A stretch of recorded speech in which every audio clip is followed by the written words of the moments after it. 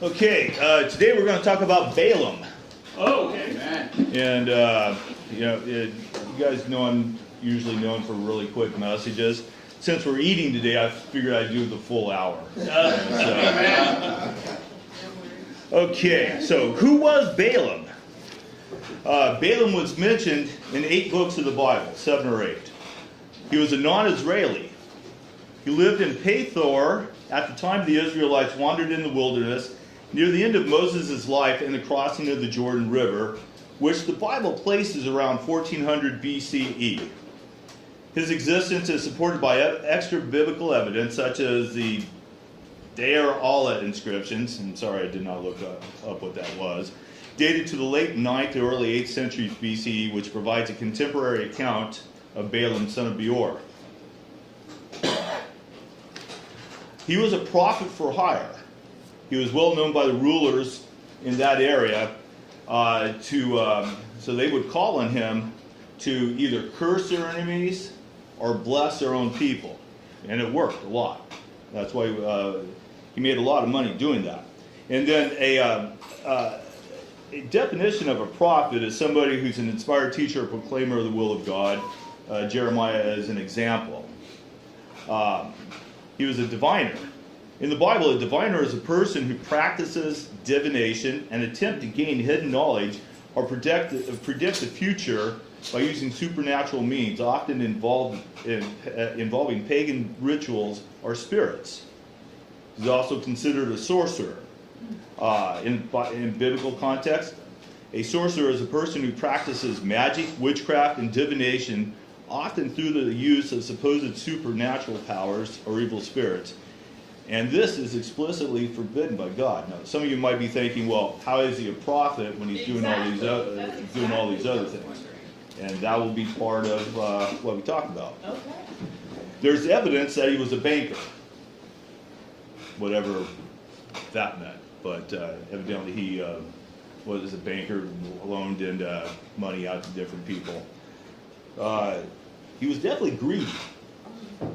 Most of the things he did involved him getting a lot of money. Yeah. He's a mercenary. Mercenary is somebody who's primarily concerned with making money at the expense of ethics. Right. Okay. So, Donald. Today we're going to be in mostly Numbers 22, if you want to go ahead and turn there. And Donald, could you read Numbers 22, 2 through 8 for me? Now Balaam, son of Zippor, saw all that Israel had done to the Amorites. And Moab was terrified because there were so many people.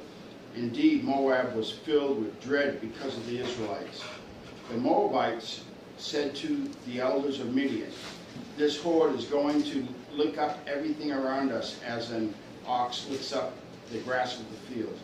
So Balak, son of Zippor, who was king of Moab at the time, sent messengers to summon Balaam, son of Beor, who was at Pethor, near the Euphrates River, in his native land. Balak said, "A people has come out of Egypt. They cover the face of the land and have settled next to me. Now come and put a curse on these people, because they too are powerful. They are too powerful for me. Perhaps then I will be able to defeat them and drive them out of the land. For I know that whoever you bless is blessed, and whoever you curse is cursed." The elders of Moab and Midian left, taking with them the fee for divination. When they came to Balaam, they told him that what Balak had said. "Spend the night here," Balaam said to them, "and I will report back to you with the answer the Lord gives me." So the Moabite officials stayed with him. Okay. And just wanted to point out, Pethor, it says here, was a significant distance from Moab. Pethor was located at the side of Pitru on the Euphrates River in ancient Syria.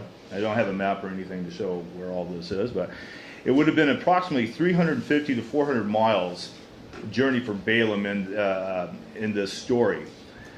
So it took about 20 to 25 days. So he was very well and widely known. And Balak thought so much of him that he spent, that much time to send off for him. So 20 to 25 days travel one way and then to come back. So he evidently was very well thought of as far as what Balak wanted him to do. And question for you, why do you think God would use such a man as Balaam? Because he was a prophet who did have a relationship with God. Mm-hmm. So why do you think God had a relationship with him? I think God wants a relationship with all of us, any who are willing to walk with Him. Mm-hmm. Something else I found was, he's a prophet. He doesn't live anywhere. He's non-Israeli. And when a lot of times when we think of prophets in the Bible, we think of people that are of the Israeli nation. But evidently, says here, one of those many prophets whom God had dispersed throughout the world since the dawn of history. So evidently there were a lot of people that were used as prophets that were not necessarily of the Israeli tribe, that were all over the world. So it seems like God had relationships with a lot of these people, and many of them may not have even been in the Bible. Balaam is the only one I've heard of that he used in that way. Okay, Sydney, can you read for me? Numbers 2, 9 through 13. 22, right? Yeah, 22, that's right. Yeah, typo there, sorry about that. Yeah. What verse? 9 through 13 for me. 9 through 13, okay. All right. God came to Balaam and asked, "Who are these men with you?" Balaam said to God, "Balak, son of Zippor, king of Moab, sent me this message. A people that has come out of Egypt covers the face of the land. Now come and put a curse on them for me. Perhaps then I will be able to fight them and drive them away." But God said to Balaam, "Do not go with them. You must not put a curse on those people, because they are blessed." The next morning Balaam got up and said to Balak's officials, "Go back to your own country, for the Lord has refused to let me go with you." Thank you. Amen. So one of the things that struck me is Balaam didn't know who the Israelites were. Because if he had he probably would not have gone to God and said, he would have told them right away, "Hey, look, this is God's people. I'm not going to even entertain your thought." But he was a prophet for hire. His motivation seemed to be, monetary. And then I'm going to read 14 through 20.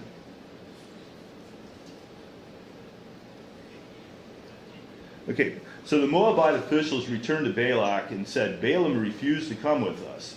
Then Balak sent other officials, more numerous and more distinguished than the first. They came to Balaam and said, "This is what Balak, son of Zippor, says. Do not let anything keep you from coming to me, because I will reward you handsomely and do whatever you say.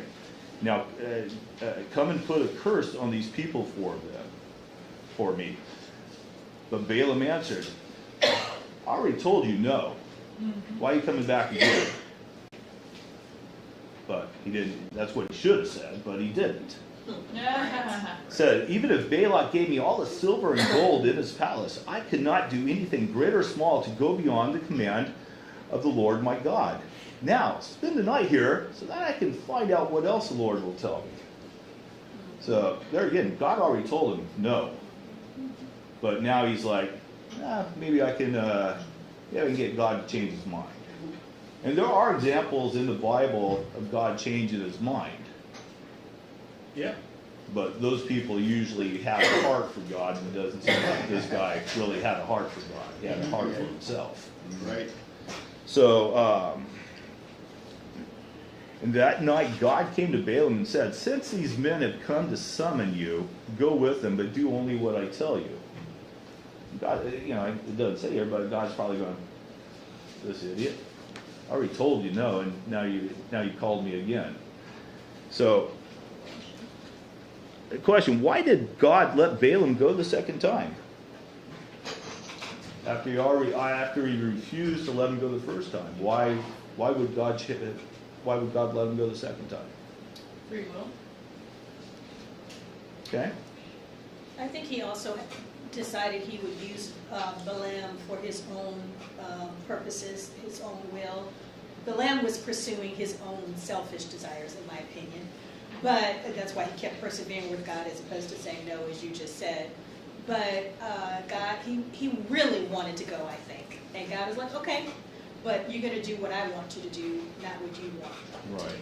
Yeah. Thank you. Okay, so Scott, can you do numbers 22, 21 through 31, please? 21 and 31? Yes. Okay.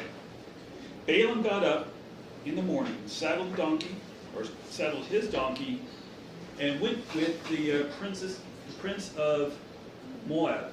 But God was very angry when he went. And the angel of the Lord stood in the road to oppose him. Balaam was riding on his donkey, and his 2 servants were with him. When the donkey saw the angel of the Lord standing in front of the road with a drawn sword in his hand, she turned off the road into the field. Balaam beat her to get her back on the road. Then the angel of the Lord stood in a narrow path between the 2 vineyards, with the walls on both sides. When the donkey saw the angel of the Lord, she pressed close to the wall, crushing Balaam's foot against it, so he beat her again. Then the angel of the Lord moved on ahead and stood in a narrow place where there was no room to turn either to the right or to the left.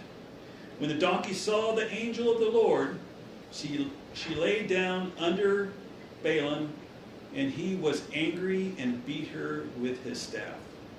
Then the Lord opened the donkey's mouth, and she said to Balaam, "What have I done to you to make you beat me these 3 times?" Balaam answered the donkey, "You have made a fool of me. If I had a sword in my hand, I would kill you right now." The donkey said to Balaam, "Am I not your own donkey, which you have always ridden to this day? Have I been in the habit of doing this to you?" "No," he said. Then the Lord opened Balaam's eyes, and he saw the angel of the Lord standing in the road with his sword drawn. So he bowed low and fell face down. Sorry. Thank you. Yeah. Richard, could you continue with 32 through 35, please? Yeah. The angel of the Lord asked him, "Why have you beaten your donkey these 3 times? I have come here to oppose you because your path is a reckless one before me. The donkey saw me and turned away from me these 3 times. If it had not turned away, I would have certainly killed you by now, but I would have spared it." Balaam said to the angel of the Lord, "I have sinned. I did not realize you were standing in the road to oppose me. Now if you are displeased, I will go back." The angel of the Lord said to Balaam, "Go with the men, but speak only what I tell you." So Balaam went with Balak's officials. Okay, thank you. So, again, why was God mad at Balaam? He allowed him to go, but he was almost to the point that he was going to kill him. So, why? I don't think he was, sorry. Go ahead, Tom. I don't think he was mad at him. I think he showed him mercy. And he gave him, again, freedom of choice. Either recognize that you're going there because I'm allowing it or not. So I think he was that. He showed him mercy. I think that it's, reading this reminds me that later on, God gave Israel a king. It made him angry that they wanted a king, but he still did it. And he wants all of us who follow him to learn from our mistakes. He's trying to teach a lesson. Right. Well, one of the I things. also think Balaam must have been thinking something, because God told him to go in verse 20, right? Right. And just do what I tell you. But along the way, he sent this angel, and the donkey was his show of mercy, right, to keep him from getting killed. But the angel was going to kill him, he said. And I think it was because, this is just me speculating, Balaam had in his mind, he was probably thinking, I'm going to do what I want to do to get paid. Right. And so I'm coming before this king, I can't disappoint him, he might kill me. I mean, he probably was thinking all these things, everything but I'm going to do what God told me to do. Right. And so God sent the angel. Okay. Alicia? I think this reminds me of the fact that free will is wonderful. Be able to make choices is wonderful, but there's a right choice and a wrong choice. And even though we may decide, and God allows us to make the wrong choice, and he will care for us on the way, it doesn't mean that he's doesn't like the choice. It doesn't mean, and I think I forget this at times, just going my own way and letting God take care of me is not, it doesn't mean that my way is pleasing. And he didn't like his choice, because the first thing that God said, and God doesn't change his mind, was don't go. That was the first thing he said to him, and that was the first choice he should have taken, and he didn't. He came back to God and didn't trust the first thing that God said, and because of that, God did not like that choice, but he used him anyway. And I just think that sometimes I forget that God he doesn't change his mind like that. He really did know what he wanted, and he didn't want him to go, but he used it anyway. Right. So that's challenging. I agree with that. And I also think that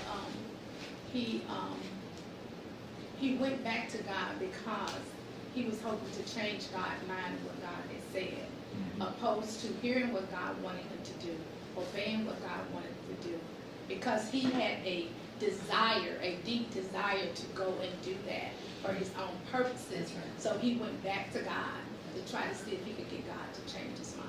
Yeah. And though he changed it and he rendered his decision, it was more like it was a permissive decision and not what he really wanted him to do. That's good. Yeah, one of the things that really stood out to me is in chapter 4, verse 34. I have sinned. I did not realize you were standing in the road to oppose me. So the first part, all that's true. Now, if you are displeased, I will go back. I mean, he's, yeah, exactly. Trying to manipulate God. Well, yeah, if you are displeased, you know, and God's given him several opportunities here. Matter of fact, he gave him a couple of months in between these trips, you know, the 25 days back to, and then back to him. So there was almost 2 months right there where he could have thought about, you know, well, dodge the bullet. But then as soon as these more prestigious officials came, the more of them, you know, he's probably getting a little puffed up in the chest and everything. Like, wow, I must be really special. You know, and even though I said all the silver and gold in this palace he couldn't do, he's like, yeah, right. He offered me all the gold and silver in this palace. That would be a great temptation to, I would dare say, anybody in this room. You know, money definitely can be a corrupter. Sure can. Yeah. Okay, so where are we at? So Numbers 23 and 24 are, we're not going to go into those in detail, but this is where Balak took Balaam to 3 different areas and tried to get him to curse 3 times. And there he is. He's still going along with Balaam is still going along with Balak. Now he's doing what God said. You know, he's only saying what God tells him to say. But he's given himself opportunity after opportunity to be able to please Balak so he can get paid. You know, instead of just doing the right thing, he said, you know what, I'm out of here. I've been a fool. I'm going to go back home before I get in trouble. You know. And then in Numbers 24:9 sums this up perfectly. Like a lion, they crouch and lie down. Like a lioness, who dares to rouse them? This is the third blessing. May those who bless you be blessed, and those who curse you be cursed. Where have we heard that before? With Abraham. Exactly. Genesis 12:31. I will bless those who bless you, and whoever curses you, I will curse. So that's two promises. The same promise made two times towards the Israelites. And as an aside, I think that's one of the reasons that America is so blessed. Because we are Israel's biggest supporter in the world and have been forever. Ever since the Jewish state came back in line in, 1947? 48. We've been their biggest supporter. And because of that, I believe we are where we are today as a country. But that's an aside. Okay, so let's see where. Now in Numbers 31:7 and 8, no need to turn there, but this is where the Israelites overcome all the local kings. It says, they fought against Midian as the Lord commanded and killed every man. Among their victims were Evi, Rechem, Zur, Hur, and Reba, the 5 kings of Midian. They also killed Balaam, son of Beor, with the sword. Now, why did they kill him? He was still there with them. He was still there. There is a specific reason, though. Okay? Let me share that reason. In 25, while Israel was staying, I've never been able to say this word, Shittim, the men began to indulge in sexual immorality with Moabite women, who invited them to the sacrifice to their gods. The people ate the sacrificial meal and bowed down before these gods. So Israel yoked themselves to the Baal of Peor, and the Lord's anger burned against them. The Lord said to Moses, take all the leaders of the people, kill them and expose them in broad daylight before the Lord, so that the Lord's fierce anger may turn away from Israel. So Moses said to Israel's judges, each of you must put to death those of your people who have yoked themselves to the Baal of Peor. Then we've all read this story before. Then an Israelite man brought into a camp of Midianite women right before the eyes of Moses and the whole assembly of Israel, while they were weeping at the entrance to the tent of meeting. When Phinehas, son of Eleazar, the son of Aaron, the priest, saw this, he left the assembly, took a spear in his hand, and followed the Israelite into the tent. He drove the spear into both of them, right through the Israelite man and into the woman's stomach. Then the plague against the Israelites was stopped. For those who died in the plague numbered 24,000. Now you may be wondering, what has this got to do with Balaam? Yes. We'll figure that out right now. Numbers 31:15 through 18. Have you allowed all the women to live, he asked them. They were the ones who followed Balaam's advice and enticed the Israelites to be unfaithful to the Lord in the Peor incident, so that a plague struck the Lord's people. And I won't read 17 because that's pretty harsh, but so Balaam told the women of Moab, hey, go entice these guys. You know, get them to sin with you and start, sacrificing to your gods. That was the advice that Balaam gave them.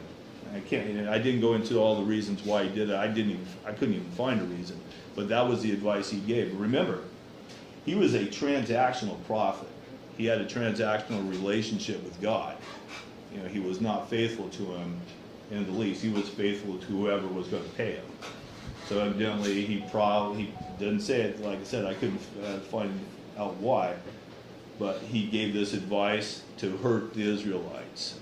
And because the Israelites fell into to the trap of that, from that advice, 24,000 of them died before God was satiated. What have we learned about the story of Balaam? I think of being like a fair weather fan. You know, like Yeah. it's not good to be a fair weather fan with your relationship with God. Exactly. Yeah. Also, one thing I learned was, be careful about who you're listening to. Like, you know, he had a gift, okay? He had a gift, and it was given to him by God. Like, God he could curse or he could bless. That was a gift that was given to him. And instead of just focusing on God and that gift, that he also dabbled over here in sorcery. He dabbled over here in divination. He was basically using whatever worked for him. And that is something that I think that I got from that is be careful, first of all, how you use the gifts you're given. Like if God's given me a gift to be able to understand things or see things or whatever, make sure that I'm only working with that gift from God and not just from, you know, the world or, you know. So that's something I definitely thought about. Thank you. Yeah. I also thought about that passage, God will not be mocked. Exactly. And, Yeah. you know, he will also not allow anything to be above him. And Balaam's selfish desires were obviously above God. Yeah. And so, you know, he did what God said on the one hand and then kind of undercut him on the other hand through this other transaction with the Midianite women. And God would not be mocked, so that's why he was destroyed. Wow. Yeah. Anybody else? Well, I think. Oh, I'm sorry. Go ahead. The guy I know, he's a father. He's not a master in his demeanor toward us. He obviously is our Lord, which is master, but he interacts with us as a father and a child. And one of the things that entails is that he knows that a certain action is going to hurt his people, is going to be bad for them, and it's going to be bad for their relationship with him, but he allows them to make that choice because they need to learn lessons.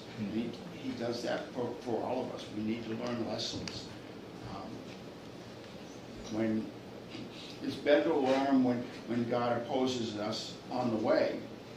Yeah. But if we have to learn those lessons at the end, it's not as preferable, but that's what he'll do. Definitely not. Definitely not preferable. So I think about,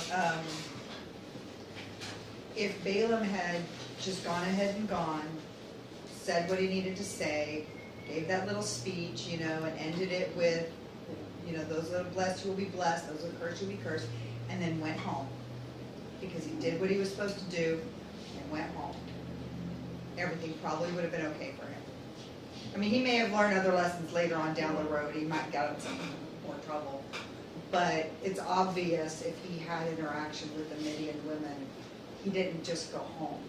It's kind of like when we get into something and we give somebody some advice, and, you know, we should be giving advice, and then we need to just step back, and that person needs to do what they need to do and make their own choice, and it's not for us to keep going. But if we stay there and we keep dabbling and pushing and talking, then we get ourselves into a mess. And Balaam got himself into a mess because he didn't know when to go back home.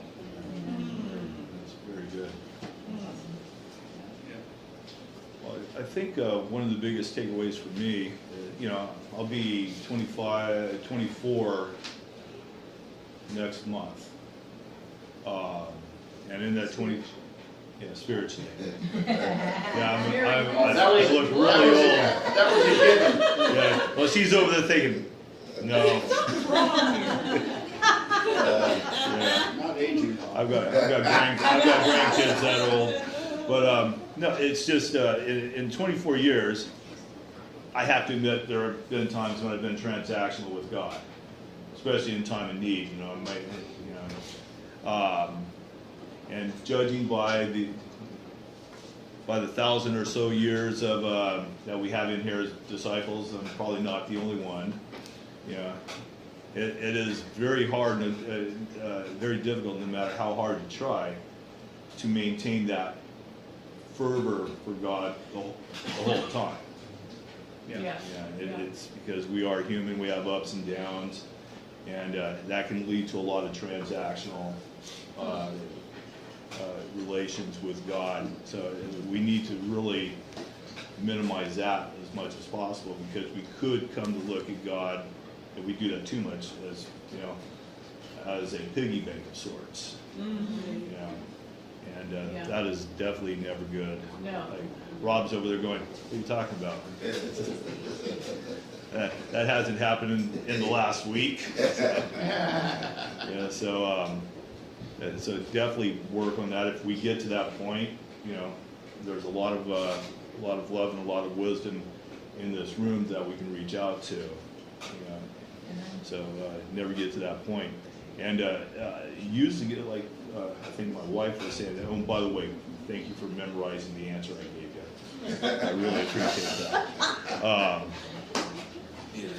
You know, at least that's the one time I sounded intelligent. So, I lost my train of thought there.